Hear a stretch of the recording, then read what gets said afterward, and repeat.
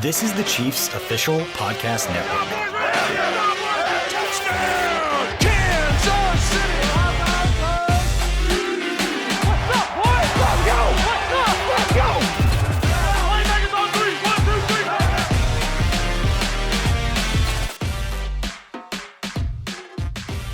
3. All right, Chiefs Kingdom, welcome back to another episode of In the Trenches. I'm BJ Kissel, that's Nick Leckey, and we are going to put a bow on the 2019 regular season.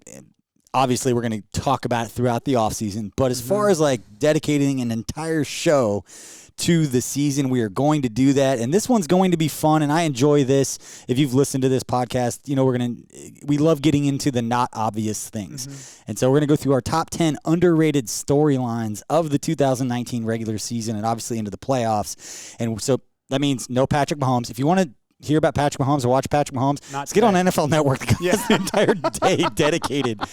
It's Monday. Mahomes Monday. Unbelievable. 24 years old, and he's just sitting back. I saw he tweeted out or put in Insta chat or You sound like a boomer. Belichick. No, one of those things. There's so many of them now. Yes, there are. But he's out there and just shows like it's crazy to see him watching himself like an entire day marathon. That'd be bizarre. Crazy. But no Patrick Mahomes, no Tyreek Hill, Travis Kelce, Chris Jones, Frank Clark, Tyrann Mathieu. Basically, if you're an all-pro, we're probably not going to talk about you in this episode because we've been talking about you all season. Yeah. So let's get into some of those. But actually, before we do that, Luke Benna and Dane Van Wy are the two producers for The Franchise, the hit show that we put out starting earlier this season. And they are going to join us about halfway through the show and talk about the season finale of The Franchise, which is coming out on Wednesday at 6 p.m. on the Chiefs Facebook and YouTube, and it'll be at Chiefs.com as well. So Luke and Dane will share a little bit about what you guys can expect from that on Wednesday.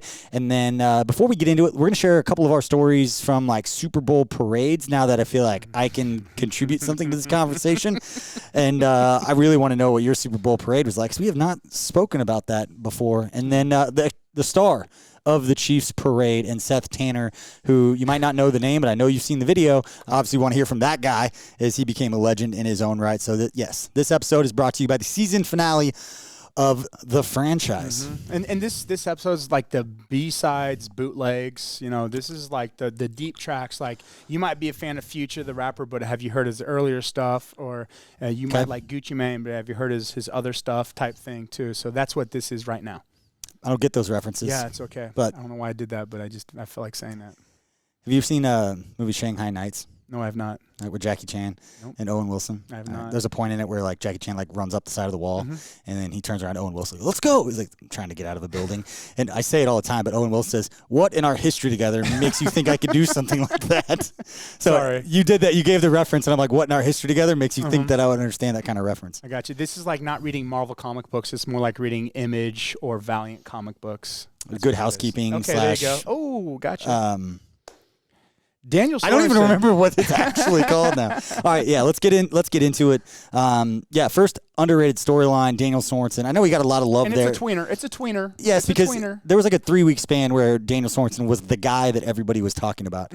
But for a player that's been here since 2014, I remember when he came in as an undrafted free agent out of BYU. And the one thing I remember about training camp, because that was right when I had first started, was one of the first days of training camp, Dave Tobe was asked about like young players that are really stepping up. And normally you talk about the drafted guys and guys that have been around a little bit. And he kept talking about Sorensen, which to me was like, you're this early into camp as an undrafted rookie and you're already getting called out. Like, that's a great sign for a young player. But 79 games played in his career, 7 career interceptions, 180 career tackles, and it took 1 game for him to become a legend. Yes, true legend.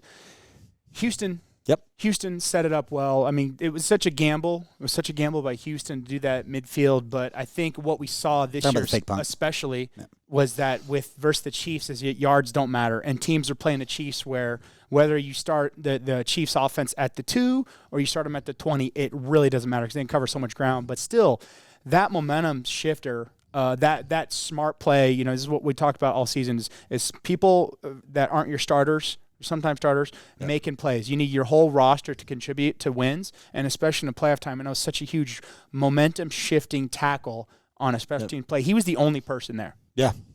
And he read the up back and read the fake and made the solid open field tackle, which is huge, tough to do. No, it's playing like the what-if game, and like I get Absolutely. that. Yeah. But I could hear out the case that the Chiefs don't win the Super Bowl and don't win that game if Sorensen doesn't make that play. Because all of a sudden, if they do get that first down and he gets by, it's 20, 30 yards before the return guy actually gets over there and makes it, saying he gets over there and makes that tackle. But I would at least hear that case. I could understand that case being made. I still think the Chiefs would figure out a way to get it done. Correct. But I'd at least be willing to entertain that case if Sorensen doesn't make that play.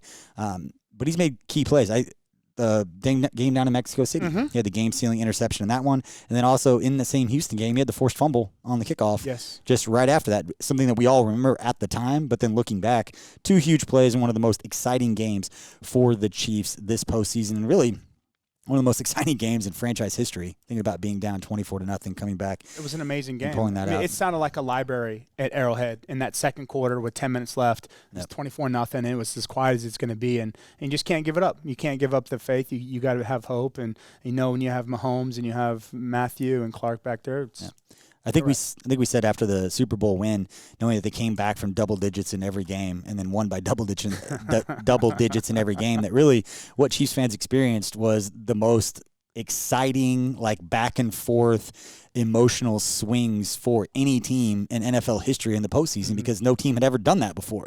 It never been down by that much and then came back and won. So kudos, Chiefs Kingdom. Your heart took it. All the swings up and down. It's not normally like that. They made it interesting. They waited 50. We waited 50 years. Special. It was very you waited special. too. You're grandfathered in. I waited a whole year. From a Dallas kid. All right, number 2, Matt Moore. That his couple of games there, 2.5 games that he came in and played when Mahomes went down in Denver, should not be forgotten. Especially the win against the Vikings ended up being huge. And it was a playoff team with a great defense. He came in and played well, and then should have beat the Packers if Aaron Rodgers hadn't just played absolutely out of his mind with some of those miracles throws. Out of his booty with those throws. And you're right with Matt Moore too. I think what that did was Matt Moore came in and played, and I feel like you had to shift the offense a little bit. So if you're Andy Reid, if you're Bieniemy, then you had to really shift focus and sort of figure out your playbook. And I think what that did was that set up Mahomes going forward as far as, okay, well, here's some stuff Matt Moore did, and then now you have eyes from a veteran who's been in that system, played it this year, and say, hey, here's some tweaks here and there. That quarterback room is a little bit different with Moore having some reps and having gotten this team back to where they needed to be. Yeah, and everybody brought up the parallels to Mike Livingston and Len Dawson in the 69 Super Bowl team that the Chiefs had, that Len Dawson got hurt in that season, had a knee injury that somebody else stepped in and played a little bit, and Mike Livingston played a little more than Len did. But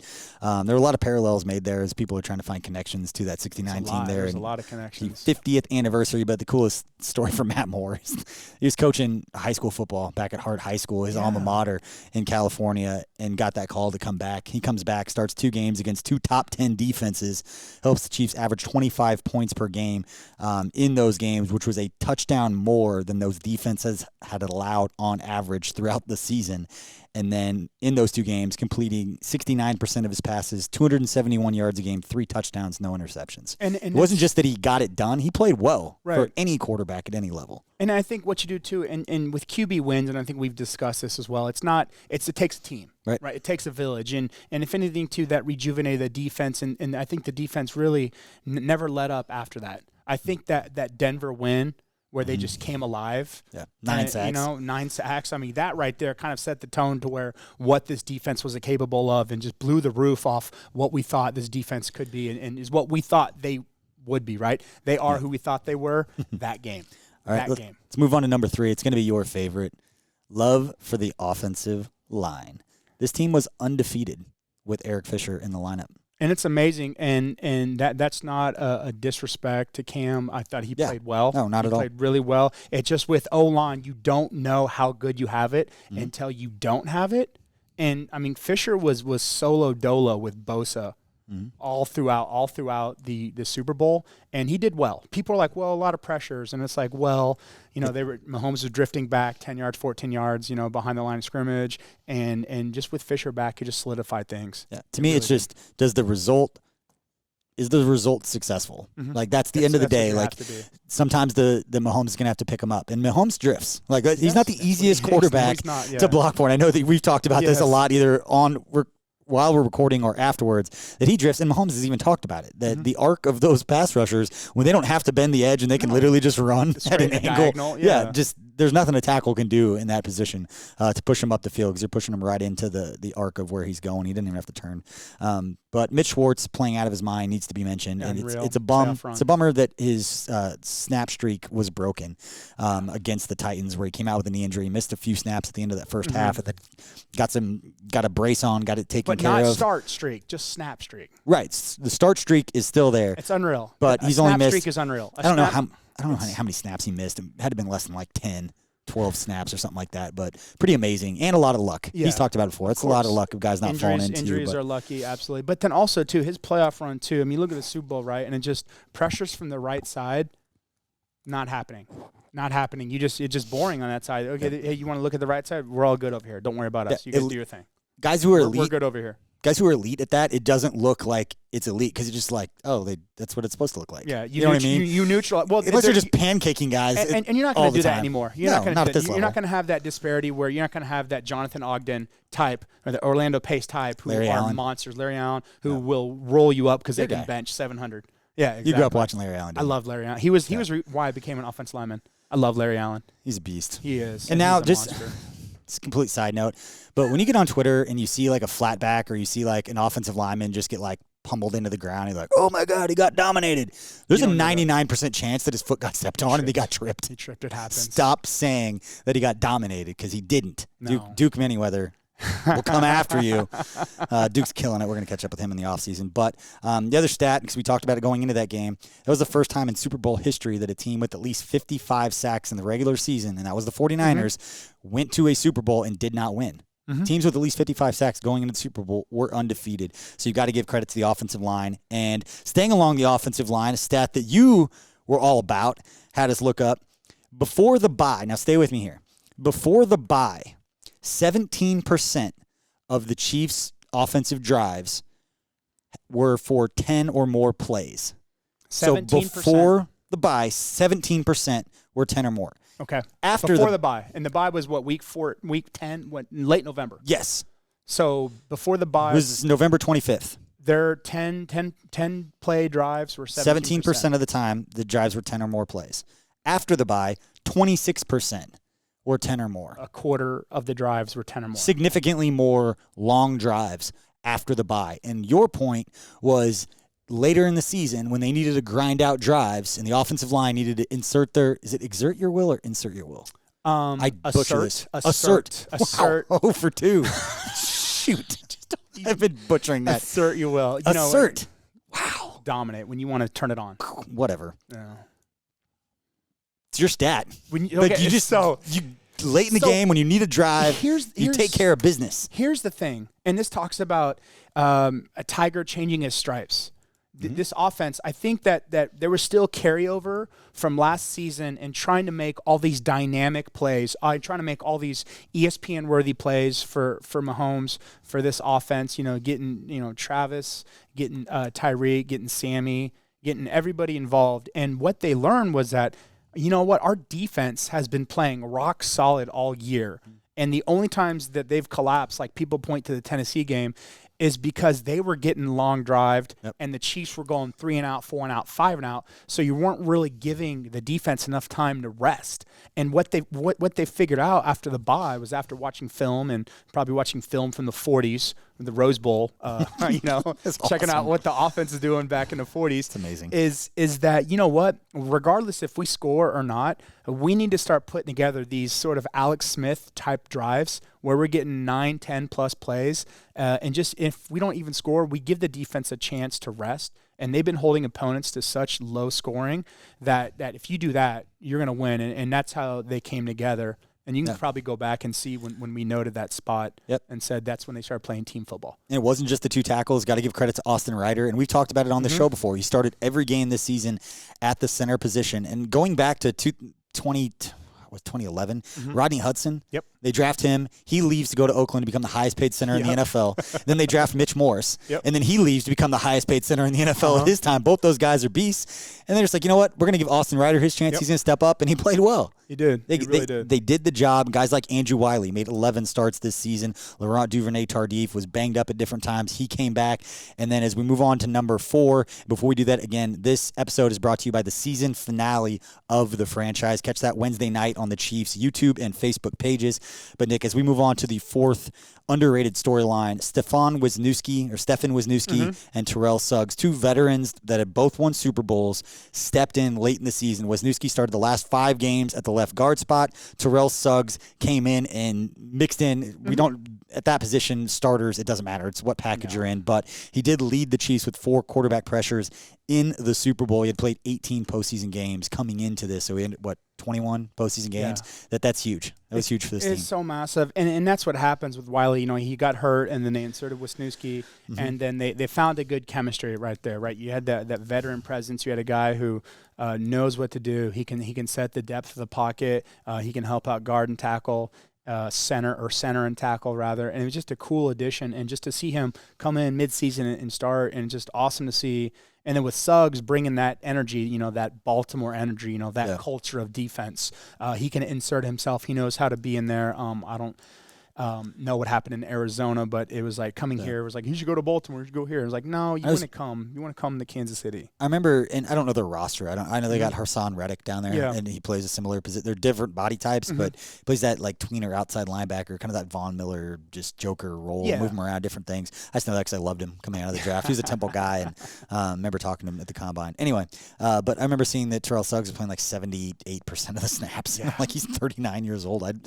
Nothing against anyone who's 39, but you probably shouldn't be playing 79% of the snaps. I literally played against Terrell Suggs in 2002 at the Holiday Bowl in Arizona State. Holy cow! Yeah, that's how. So you could still play. No, I get you out there. That's not a direct correlation. Yes, it is. Terrell Suggs is a monster. You know, he's an amazing Hall of Fame edge defender or whatever you want to call him, outside linebacker, beast mode, and he still got it. And just that attitude and that mindset. You know, we'll talk about Veach later, but picking up those 2 guys as additions. I mean, those guys weren't on the roster in August. All right, let's move on to the 5th one. Before we do that, again, I meant to mention this early in the show, and I did not, so that's on me. But the Chiefs Podcast Network overall, and that's all 4 shows on the network. It's In the Trenches, Defending the Kingdom, The Breakdown, and Kingdom Stories. I think by the time that this airs, it'll be at 1.2 million listens. And we really didn't start all of the podcasts until right before training camp or right around training camp when they all kind of picked up. And some of those didn't start till later, like Matt's The Breakdown didn't start till later. But 1.2 million listens, which is ridiculous compared to what we thought when we started. So I know we say it every time, but we appreciate your support for listening. This thing is only going to continue to grow. We've got a lot of cool stuff planned for the Combine. I think those are going to be live shows. We're going to rock that up in Indy with some live shows, some cool stuff planned. Not ready to announce that stuff yet, but appreciate everybody for listening, supporting, rating, reviewing, subscribing, all that cool stuff. It definitely means a lot and lets us know we're on the right track for what you guys are looking for. So let's move on to the 5th underrated storyline, and this one was talked a little bit, especially since he made the game-sealing play at the position that I'm talking about, but Kendall Fuller moving to safety, especially for a guy in a contract year, so much versatility, but Steve Spagnuolo deserves a lot of credit for not only Tyrann Mathieu, how he moved him around, we've talked about that a lot, him moving into the slot, kind of coincide with Kendall Fuller's injury, rather than Rashad Fenton got a little run in there, but they just started moving Tyrann Mathieu over to that spot. But then once Tyrann Mathieu came back, or once Kendall Fuller came back, they put him back at safety. I think it was week 13 is when he started playing a little bit more free safety. But him stepping up and playing that position, we saw him come up and make some pretty physical plays from the safety position in the Super Bowl, and obviously the game-sealing interception. And just, I think when you have a guy with that much versatility, you know, you can play all 4 spots back there. It's huge, and it only improves your market, your fair market value. Yep. And then I think the biggest thing is to perform on the big stage. Yep. And to perform when you need it, you know, and that's just what we've talked about. You need contributions from everybody to win, because you don't win a championship individually, you win it by team. Yep. And you don't win it with, you know, your top 22 guys, you win it with your bottom 22 guys, right? You win it with everybody. And I think it's going to sound really stupid for people who don't understand. I love your looks because you're like, oh, here he goes again. No, I'm not, because I'm like curious too. I'm like, this is going to be great. But no, like for a guy that played 40 snaps at free safety in the regular season, to play 102 at a position that he hadn't played his entire professional career or even in college, and he may have mixed in there, so it's a big statement, but he wasn't his primary position. For a guy to step in and play that role in those situations means that he's a football player, and it sounds stupid. It's like, he plays football. But but for a guy to be able to move positions and have it not be too big for him and for it just to kind of come to him and he's not lost out there, the game comes naturally. He's a natural football player that figure out a way to get him out on the field. He can make plays. And we saw that, and we saw it a little bit with him playing nickel and then going to outside. But moving to free safety and having everything in front of you is a different look. The angles are different in run support. The angles are different in seeing the way that the route combinations and all the stuff is in front of you. It was really impressive to see, and one of those things that, again, helps his value. It really does, too, and it's so cool to see. And just once you have Matthew back there, too, helping out, run the show, too, and you can just step in, and it's a beautiful combination. Yes. So the one thing, and again, another one of these things I was going to mention at the beginning, we're on top of this, people. This is professionally run. 40 shows in. We just want to make sure we get all the information in there. Inform, entertain, excite. I don't know which one of these three it's going to do, but I made this point before, and I wanted to make it, so that's why we're going out of order. Okay. So we talk about like Steve Spagnuolo and what the Chiefs defense did. And you tell me if I'm wrong, because I know you will. So we have that relationship. He'll be like, no, that's stupid, BJ. So the 3 postseason wins against 3 different kinds of offenses, and we've talked about that before. But to beat Houston, it was a lot of pressure on your defensive backs to go with DeAndre Hopkins, Kenny Stills, Will Fuller, all that speed. Deshaun Watson, who I think, according to Pro Football Focus, held the ball like second longest of any quarterback in the league. He didn't do his O-line any favors. That puts a lot of pressure on your defensive backs. 1 week. You win that game, and then the next week you play Tennessee, and the pressure is on your defensive line and those guys to hold, because those 2 tackles, Taylor Lewan and Jack Conklin, are road grading dudes up front. So then there's all kinds of pressure on your defensive line. So we saw the defensive line step up in the second week after the DBs had to step up in the first week. And then when you go to the Super Bowl and you're going up against Kyle Shanahan in the misdirection, the ghost action, the Kittle going one way and then swinging back the other, that is putting pressure on your second level. That is your linebackers. That is getting them false steps, trying to get the angle. So much was made about angles. He doesn't care about numbers in the box. It's about the angles to make those blocks. And for me, that's 3 postseason games that your defense was literally tested by the best guys in the league at putting pressure at that particular area of a defense, and they stepped up. So the Chiefs absolutely earned it defensively, having to prove that they had to beat 3 different kinds of teams with 3 different teams trying to attack all levels of their defense, and they all stepped up each week. And that's the way this roster was built, too. This roster was built to handle any sort of road condition. Yeah. Icy, muddy, snow. Everything like that, and they succeeded. And I think that's what you talk about, this culture and how Veach changed it at the beginning with the Clark and the Matthew signing, and then that made everybody else smart football players. Because I think that's what those 2 guys' biggest attributes are, is that they're smart players. Yeah, I love the personality mix with Chris Jones, Frank Clark, and Tyrann Mathieu. For fans, and you can watch the pressers and you kind of get to know the personality, especially in the parade, and you saw all that, but just 3 guys who are among the best in the league at their positions, and just like their leadership style, and they know it. And just they're different kinds of people, but for them to come together that way, it made for a special group over there, and that's what happens, and that's why you win a Super Bowl. Families win Super Bowls. Families win Super Bowls, honestly, and that's what the Chiefs are this year. Headline. All right. Now we welcome on the franchise guys, and this is Dane Van Wy, Luke Bennett. These are the guys behind the scenes that have been producing and in charge of the franchise. I know you guys love it on social media, and the numbers back that up. It's one of the coolest pieces of content that we've done as an organization in a long time, and these are the 2 guys solely responsible for that. Again, Dane Van Wy, Luke Bennett. Dane, I know it's a loaded question. I'm going to start with you, but when you watch the games from your guys' vantage point, you guys were behind the bench, you were listening to everything that was happening on the sideline. What's been the coolest part, whether it's on game day or some of the stories you've done behind the scenes of just the franchise in general, what you guys have been able to produce? Yeah, I think it's been showing off the guys' personalities. I think that's been the coolest part. It's a vantage point that not a lot of fans get to see. It's nothing like groundbreaking what we're doing. I mean, NFL Films has been doing it for a while, but it's just a good way to show off the team's personality in a different way, which has been really, really fun. I think as far as the behind the bench access goes, is most of the time we have no idea what happens in the game. So, because we're me too.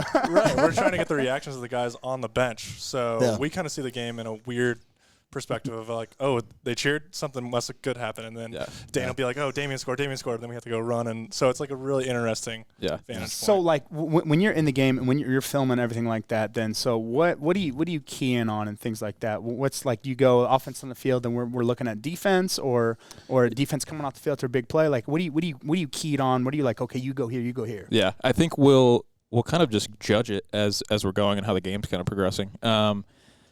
If the offense is on the field, we can maybe use that as an opportunity to shoot the defense and maybe go over like some tactical type stuff or what they're seeing out there and that sort of thing. Or we can shoot reactions to plays from the coaching staff or players who are on the bench and that kind of thing too. One of the cool things that we talked about, and we talk about this internally a lot, and a lot of times I don't think fans understand how hard the dynamics are to capture certain kinds of reactions and things like that. And I think that one of the things that needs to be told is that you guys are around the players so much that they know you guys now and they're comfortable around you. So a lot of the cool content, the reactions, whether it's a guy walking up to the camera and saying something or just behind the bench that they recognize you and so they're open and they say stuff, that doesn't happen unless you have those relationships. A lot of the cool content that they capture wouldn't necessarily be captured by just anybody with a camera, but it's that they know these guys. And you're a player, you see the same people all the time. I can totally vouch for it. Like I see you see the players every day, right? And you're on the field, you're outside the locker room, right? You're grabbing people and things like that. So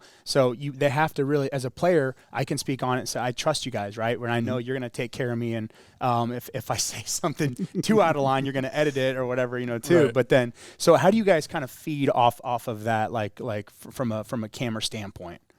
I really think, and you could put your 2 cents in, but it's kind of the recognition that they give us too. Like a lot of times, like Coach Reed could be red in the face, and we're in his face with a boom pole, and he's about to turn and yell, but he sees us, and he's kind of like, oh, okay, there's a sense of comfortability that like is really crucial to trying to get those little nuggets that are cool to help tell a story. And then, do you guys have like a moment during a season where you're like, this is magical, like individually, like looking back on everything now, is there a moment in the regular season for each of you where you're like, that's it? Like you can pinpoint back. You start. I think I have mine, but do you think? Are you talking like from your personal perspective, where you can look back now and say that was a turning point or that was a defining moment? Why don't you go? As far as like a filming perspective, so at the Super Bowl, there's a bunch of frequencies, not to nerd out too much, but basically during the regular season, me and Dane are wireless, so we're not connected to the hip. But at the Super Bowl, there's like 1 million people, so we're connected by a cord to each other, so we have to kind of... Oh, nice, okay. meander our way around. It's a whole like twins. Game. Like twins. Yeah, exactly. Yeah, we can't go too far. Joined at the hip. Yeah. Nice. And I can't honestly remember what touchdown it was in the Super Bowl, because like I said, because like we were too busy grinding, but a touchdown happened, and me and Dane had to like sprint down to like the other side and like zigzag. Yeah, through there's a lot on the sidelines. Oh, yeah. A lot, right. A lot, especially at the Super Bowl. Yep. Yeah, and we got like Coach Reed saying, "Come on, guys!" Like it was just like an epic moment. And I turned to Dan. I was like, "Let's freaking go!" But you didn't say that. Awesome. Yeah, exactly. Yeah. So that's awesome. Yeah. What about you? I don't know. I think it's just been like it's been a collection of moments throughout the year. I think has been the big thing, and like just getting those moments that'll stick with you for a while, and especially like this season in particular, it's super important. We're capturing like a historic moment, which is crazy. So we have so much of these moments throughout the year, which is just super cool to have. But so if you've seen like the Patrick Mahomes like pump up speeches, or like the Tyrann Mathieu coming off the field and letting everybody know like these are the guys that are capturing that content, and it's really not that easy because you don't know where they're going to be. There's 1 billion people back there, and when Tyrann sees you, and like there are times where it's like put the camera on him, like that stuff is cool, and to be able to capture it and kind of show the players' personalities in that way has been really cool. And you guys are phenomenal. That's why I wanted to bring you out and get your faces out there, let everybody know you. But season finale, before we let you go, season finale of the franchise, just what can fans expect and what's your coolest part? I know you guys have been grinding on that for a while now. What should fans look forward to that on Wednesday night, 6 p.m.?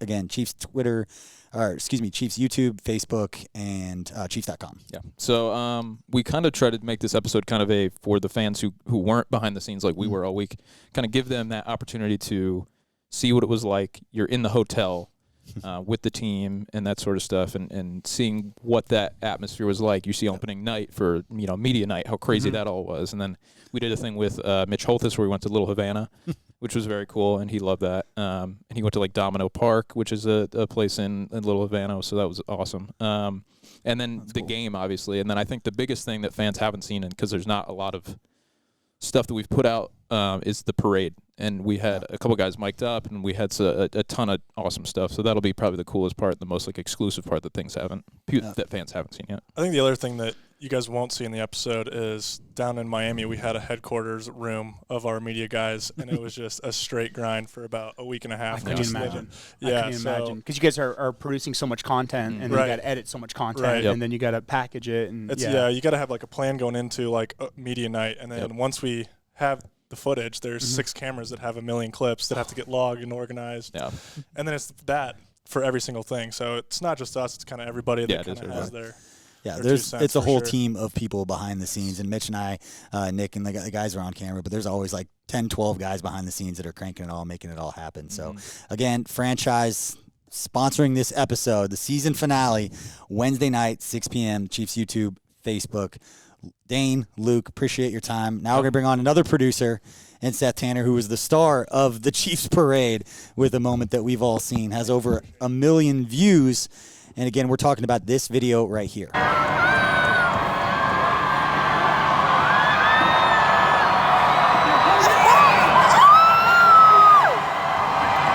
All right now we are welcomed by Seth Tanner. You may recognize this guy as the one who snagged was it a Bud Light? It was a Bud Light. Bud Light with his left hand from Patrick Mahomes off the back of the bus. Went on Barstool Sports. I think it has like 1 million views. Legend. You got your Emmy.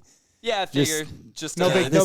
This no guy, big deal. Just like the franchise guys. Another guy, one of the producers behind the scenes who makes all the cool stuff, like the graphics and the After Effects. Like you guys, you're wizards. They do the serious stuff. I do the really dumb stuff. So explain your role for the average person who doesn't know what you do. Like besides snagging beers and chugging them besides being a local legend. Yeah. So those guys work on like a very serious like documentary show. They are all about like the beauty of football. And then you've got me, who makes like memes and all sorts of ridiculous stuff like that. I work mainly in venue side of things. Okay. So if you see a talking cartoon mouth on the video board, that's me making those. Okay. I make like hype videos and all that. Yeah, you make like the in-game hype videos, like before the players run out for introductions, like those kinds of things. So at Arrowhead or private? At Arrowhead Stadium, and then also I'll do it for the digital social stuff, so for social media and stuff. So you'll see me, I don't know, do what was one from last year? Oh, we replaced the hands of the Denver Broncos fans last year with flowers. With the flowers, yes. With Kelsey, yes, I do remember that. Yes, it's stuff like that. It's stuff that is simple, but I'm sure it takes a while. Yeah, but it performs well. You're bringing smiles to the world. Yeah, right. Yeah, that's what I'm doing. Professional smile bringer. Right? You know what brought a smile, and I'm going to ask because I want to know. You snagged it out of the beer. At the parade, left-handed. What did Patrick say? Like, how did you know he was going to do that? Tell us what happened. What did he say? Yeah, like, or did you just see him like shaking it and you're like? He looked down at me and he said, "Do you want a beer?" And I said, "Yeah." That was that easy. That was it. That was the communication, man. Did you know how much pressure was on? Did you know that there were that many eyes on you when the beer was in the air? So I'm not going to admit to how many times I got to practice this on that route, but I had several people throwing me beers down from the double deckers. So. We saw Coach Reed caught a football. We saw Mahomes caught a beer. You caught a beer. I was handed. I didn't do anything cool, but yeah, everybody I didn't really BJ's do anything when he drinks super beer, right? cool on that. But it was great to see everybody having a good time, and definitely you were the star, the legend of that. Oh, I got so many text messages after that. It wasn't even 15 minutes after that. There's no cell phone service down there, but for some reason, I'm just getting loaded up with. Probably 20, 30 text messages all at once. My alumni association reached out to me.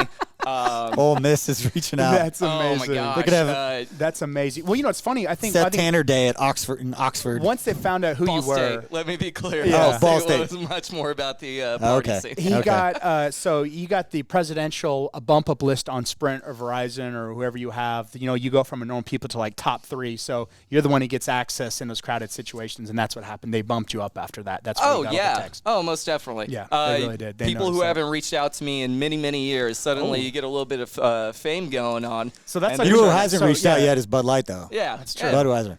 We could work on this. What's terrible is that I'm an awful camera guy, and I just did not hit record on my own camera. while it was happening. Was it just? I wasn't going to bring that decoy up. camera Yeah. just to be out there. I was just focused on catching the beer, but it's Yeah. like His priorities were in the right place. They were. Yeah. There's They were. 7,000 cameras around. He was There's a trying lot to of keep footage. it off the record. He didn't want that 7,000 in the cameras record. out there. Only one angle from that high angle caught that. Which I is ran amazing because around- it was Mahomes, because there were so many cameras on him the entire time that you'd think there would be a lot of different angles. I ran of up that to the shot. crowd, just like each person. I'm Yeah. like, "Did you get that on camera? Did you get that on camera?" And they're like, "No, I just was pointing like, at yeah. Mahomes. I wouldn't go down to you." Hey, so That's funny. so now you and someone by the name of Franco Harris share where there's only 2 angles of something amazing, an immaculate reception. Yeah, So you have Pretty that goal much. for you. that it was Just saying. immaculate reception 2.0. Basically, All right, Seth, yes. before we let you go, I know Yeah. you're coming up to Indy to help us crank some content. How excited are you about going to Indianapolis for a week? Hey, man, I got a couple of places I got to stop by up in Indy. You know, it's mainly scouting out potential draft picks and then food. Yes. That's what we do. That's what it's about. I So like that. It sounds like fun. we'll Can I be come? doing your podcast live from the Yep. Combine, correct? We'll be doing In the Trenches a couple of times, I believe Tuesday and Friday. We don't have times set yet, but that is the tentative plan right now to crank that stuff out, but it should be a lot of fun. I'll be behind the camera for you, man. All right, let's do it. That is Seth Tanner, star of the Chiefs parade, snagging beers with his left hand. He's grabbed his Emmy. He's going to win some more of those. Hopefully this doesn't offseason. ruin my future career. We're good. Listen, Yeah. you're 1/4 of the way for the Emmy, Grammy, Oscar, Tony. Yeah. There you go. I'm For gonna EGOT. I'm going to EGOT by You got the it, end of EGOT. this career. You got All this. Thanks, We've got guys. 5 more underrated storylines to get through, Nick. Seth, we appreciate it. All right, and it's raw here. We're not editing out of it. We're not editing out anything. People coming and going on this episode. And Nick, as we move on to the 6th underrated storyline, the Damian Wilson signing. Huge. There's been so much talked about, like Sammy Watkins, and I don't mean that in like a flippant way, but Sammy Watkins has been talked about a lot. The Frank Clark trade, Tyrann Mathieu signing, all the big moves that have been made, we've talked about a lot. But Damian Wilson, I don't feel like we've talked about enough for a guy that finished 2nd on the team in tackles, made every start this season, and was just consistent. And there were games and plays that he's going to want back. But overall, that's just a guy that was a rock for us and probably didn't get enough credit for everything that he brought to the table. Well, and it's tough, too, because it's much like being a right tackle. When you play your job so well and you're not getting beat, and you're consistent, play in, play out, that you're not going to go notice because there's so much around you. People are looking at sacks. People are looking at interceptions from the 4 shell. And so you just get overlooked. And I think this is why we have this show, the B-sides and bootlegs, is to put a spotlight on the people who helped bring this team championship. You love that B-sides and bootlegs. I do. It's like the 17th time. It's one of my you've used that favorite reference. Ice Cube CDs ever. It really is. That's an Ice Cube CD? It's an Ice Cube B-sides and bootlegs. Look it up. Look it up. I've got to get figured out these references. You really do. Because I got nothing to pick it up on. Like It's I got okay. nothing. I could try, but then it's just going to whiff, and then Twitter is going to let me have it. It looks fake.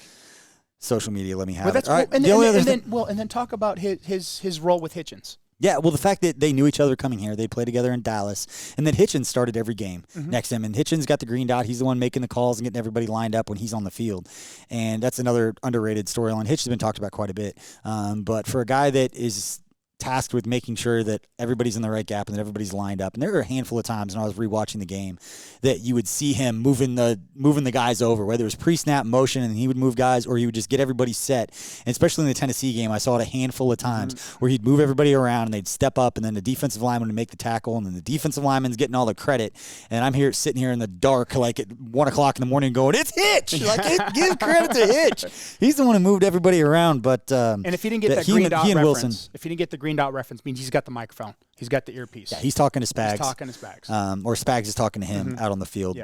But, most snaps played by any linebacker on the Chiefs was Damian Wilson. And only Frank Clark played more snaps of any front seven player than Damian Wilson, just to talk about how much he was on the field for a defense that really helped seal the deal and give the Chiefs that Super Bowl victory for the first time in 50 years, as we've talked about a lot. And then moving on to number 7, MVP Pennel, I believe is what the nickname was. Mike Pennel edition. He was not only the basketball manager and the one that got the basketball games going in the locker room, and local Kansas City media will know what I'm talking about, but the guys play basketball a lot, and Mike Pennel is kind of the one who led it and kind of like told everybody what the game was, and he's humongous, and he's actually pretty good at basketball too. But for a kid who grew up in Topeka, As a local kid, grew up at Chiefs Kingdom. I had a chance to talk to him after the AFC title game when the confetti was falling down. Asked about the Lamar Hunt trophy. He was emotional. So it's always kind of it's cool, really cool for a guy like for me, guys who are that big to like get them emotional in those moments. It's just really cool to see him vulnerable like that. But he brought some juice to this defensive line. He's big, he's fast, he's strong, and he really helped change the Chiefs' defense as soon as he stepped out on the field. No, he really did, and it just is really cool to see him and Noddy just improve over the year, and to see them at one point in the year, they're playing so, and then once Chris Jones got hurt, I felt like the defense line stepped up. They really improved their play, and I think that was a key element where you had to get this. You have to assemble this puzzle piece every week. You assemble this puzzle, and they assemble this puzzle, and they fit well. Yeah, and they just were inserted that defense and just played phenomenal. Yeah, never played more than 24 snaps in a game, but never played less than 14. So just a key piece of that rotation for those guys. And then looking at the individual numbers, everybody goes back to that Titans game. Because, again, we talked about the defensive line. Regular season? Regular season. Oh, no, excuse me, playoffs. Playoffs? Okay, yeah. The regular season, he was actually inactive in the regular season game against the Titans, which was kind of a storyline afterwards because they had struggled to stop Derrick Henry, but wasn't active the second time. And he was one of the top 3 Chiefs players against the run in the Titans playoff win. And you talk about stopping Derrick Henry. He only had, 69 yards or whatever it was in that game. That it was Chris Jones, Frank Clark, and Mike Pennel were the top 3 guys, according to Pro Football Focus, against the run in that game. And again, just a huge asset for the Chiefs in that game. And you even go to the Super Bowl, Bashaud Breeland's interception, Chris Jones got the pressure, and then the snatch, like the snatch and pull, move that Pennel had, hits Jimmy G. Ball floats. Interception by Bashaud Breeland. I love it. No, it's fantastic. I love seeing good D-line play. He's a good dude, so great to see him play well. And then let's go to the back end of those cornerbacks. Oh, my God. There's a storyline, and I'm going to be careful about how I say this. But there was a lot of talk going back to training camp that the cornerbacks, that they needed to make moves for players that may have previously played in the state of Florida, former top picks, and then they got traded to the West Coast. Correct. And then everyone said that they need that guy. And not that Chiefs couldn't have been interested or wanted to be interested. He's a great player. But it was like, oh, we didn't get that guy. Like, we're struggling at this position. And then those 2 guys on the outside went out and played better than any fan would have expected them to play. And my favorite stat of these 2 guys, we're talking about the cornerbacks. We're talking Bashaud Breeland, Charvarius Ward. They ranked number 2 and number 4 in the NFL in lowest reception percentage against when targeted. I know it's a nerdy stat, but it wins when quarterbacks throw at them. Balls were completed fewer only by 2 other guys. They're 2 and 4 in the league, so 1 and 3 were the only other spots. And for a position that people thought the Chiefs desperately needed to upgrade, for those guys to go out and play that way. And both those guys were very good against the run and in tackling. They were physical, which was on display against San Francisco. Okay. So physical. So God, physical. Dude, so much condescension in your voice right now. The people listening, yes, there is, because you're a trenches guy, and you're just like, these little guys. I'm being serious. No, I love. I'm sorry, my radar went off. It's not. He's like, physical. No, little guys. I was being serious. No, it's I cute. love when skinny little kids, guy attacks a little guy. I love when the skinny guys get their hands dirty and come mix it up and get rough and make tackles and shed blocks. Bashaud Breeland did in the Super Bowl. God, he got up there and it hit was so cool to see. 17 Familia. I still haven't asked him what that means, but he puts it on Instagram and tweets all the time. But Bashaud Breeland, good dude, and I believe he's a free agent too. Yeah. So saw him making the rounds. It's cool to see. It's cool to see those guys. He was on one of the first episodes of Kingdom Stories and kind of like what he's been through and all that. It was cool. It was cool to see, and those guys definitely stepped up and kind of proved that some decisions and some guys who have been here the last few years, Steven Nelson being one of them, went down to Pittsburgh, got a decent contract down there, but Chiefs were comfortable with what they had. They showed that they were comfortable with what they had, and they showed that they may know more than everybody else who said they had to make a move, and those guys stepped up and won a Super Bowl. And I think that the cool thing is what you do with as a GM and as a coach and as a defense, and you look at players and say, okay, they might not be as sharp as we need, but we have confidence in their practice, in their work habits, and then in their film study that these guys, given enough time, they're going to figure out this new defense, figure out this new language, and then they're going to be able to make it right, and they're going to be able to correct us. That's when you trust your players, when you build a culture of defense, that you're really going to Sorry, he's making faces. I feel like I'm about to sneeze. I know. I just get it out. People on YouTube will understand. People listening on the audio have no idea what's going on right now. My eyes are watering. I'm trying not to sneeze. But I think that's the thing, though, is when you trust a player, when you don't make it a cutthroat culture to say, okay, you're not performing at this level, you're gone. Yep. You don't get any gratitude, and then you create some tension among the ranks. Yep. And then so these guys, they gave him time, and they figured it out. It's beautiful when it comes together like that. To prove it, and a Lombardi trophy to prove it. Can never take that away. You can't. It's champion. That's it. All right, number 9, Mecole Hardman. His impact. Sneaky stat. 26 receptions. Just as many as I would have guessed more, right? But because they came in huge times, like it seemed like, especially late in the season, the touchdown versus the Ravens, which was earlier in the season, but they needed a big play. He made a huge play in a game, and the kick return against Houston, the touchdown return against the Chargers in Week 17. Those were all huge plays, and we saw it even into the playoffs when the Chiefs needed a little spark offensively. It seemed like when the momentum was on the other side, just a little bit of a play, a little bit of a push, getting him going in the right direction. But if he had qualified, because he was a couple of receptions short, he would have led the NFL at 20.7 yards per catch. Finished with 6 TDs, which is second most on the team, and really made a huge impact. And I think if you go back to like OTAs and rookie minicamp, that his head was spinning a little bit. Like early on, it wasn't one of those, he just picked it up right away and just it was easy for him. That he kind of had to fight through it, and kind of going in that break between OTAs and training camp, he must have been huge for him, because he came back and then you saw the flashes at training camp, and you saw kind of like most rookies kind of built towards it. But going back to what we saw at rookie minicamp, to the impacts that he was making, the confidence that he was playing, and the confidence that our guys had in him to throw, like Patrick Mahomes, to throw to him in big situations, or for Coach Reed to put the ball in his hands in big situations. It was cool to see, and it was huge, and it definitely has you feeling good about the future. It really does. And anytime you have Kelsey or Hill or Sammy shut down, right, you can look for Mecole Hardman, and they inserted him into the offense, and they created the jet sweep, not created, but they added him to the jet sweep on certain times, and that's a little spark, and that's what you need, and that's just what we talk about. Everyone needs to contribute. Yeah, I can't remember which game it was, but it was one of those, like, the ball was tipped. It was early in the season. It was at home.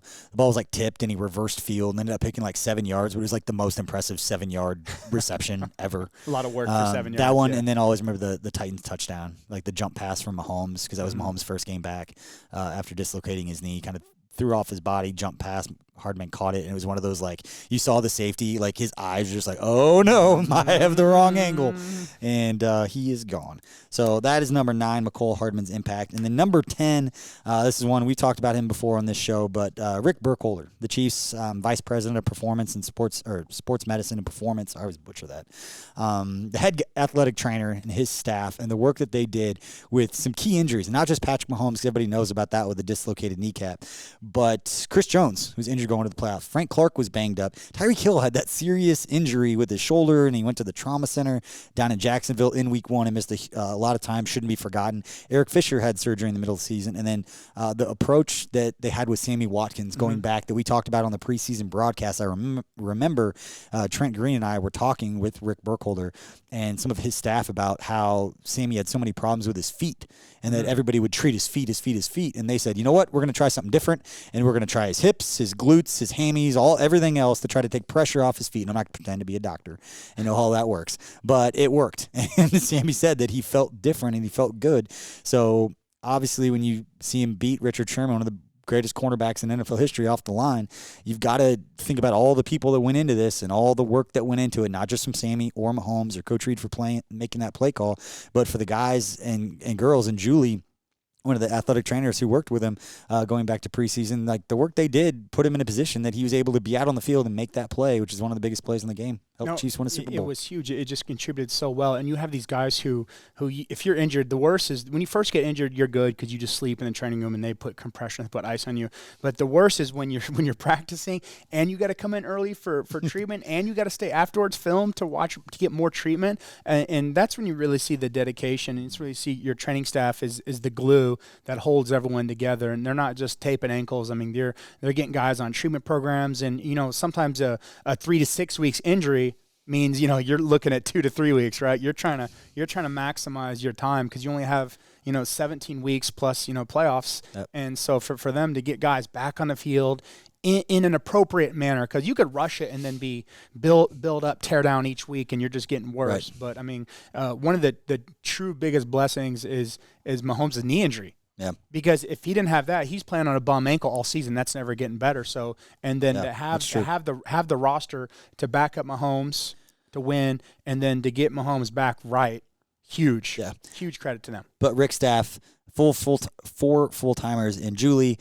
Tiffany, David Glover, and then Evan Kraft and Tiffany Morton. They were phenomenal with those guys, and they all work with different guys. And like you said, it's the preventative stuff. It's not just it's not just the guy tears an ACL and then they work with him, and then the rest of the time they're just running Gatorade and water out there. Like these guys have little things that they're always, they have routines with. They have their person, and they have their routines that they go through pre-practice and post-practice to make sure their bodies are feeling right. Like you said, throughout the entire season.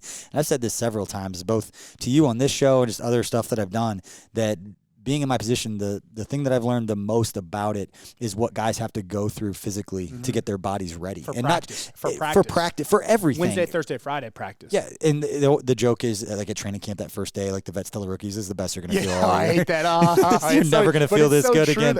Until like March or April, like you're not going to feel this good ever again. And no one's ever 100%. You're at best 90. Yeah. There's no such thing as like 100%. You're never that for these guys. But to see all the stuff that they go through just to get out on the field, it's not a guy who tears his ACL in rehabs. I'm talking just like bumps and bruises and little strains here and there. Buddy taping with O-linemen, right? If you got a broken finger, then you're playing through it and you're getting a splint on your finger and you're getting a buddy tape so you look like the Penguin, or you're doing the Vulcan or the Star Wars, whatever. Or wait, Star Trek. I'm sorry. Are your fingers like jacked up? Yeah. Looks like my wife. Volleyball. Yeah. Volleyball, like blocking, like her fingers are all. And you can't wear gloves. I got to wear gloves. You can't wear gloves in volleyball. Here's like a high five, and like two fingers are sticking out. I'm like, what is wrong? Oh you blocked. I want 2. I want 3. Yeah. All right. Maybe the longest episode of In the Trenches so far, but it was cool. Seth Tanner joined earlier because we got behind, so that's why he was supposed to be at the end of the show, but he joined right after the franchise guys. Again, this episode was brought to you by the season finale of The Franchise, which is coming on Wednesday night at 6 p.m. Central Standard Time. Chiefs YouTube, Chiefs Facebook, and Chiefs.com. You're going to want to catch that one. It chronicles everything behind the scenes going into the Super Bowl game, and then obviously the parade. Like you said, they had a couple of guys mic'd. I know Damian Williams was one of them, but when you're running around the streets, they were on the buses with the guys. And what's cool is that we've seen a lot of content so far about the parade and all this. There's a lot of that stuff that we haven't seen yet. That's the cool part about the franchise. They hold it, and they give you a perspective that you haven't seen yet, which should be a whole lot of fun. Looking forward to it. All right.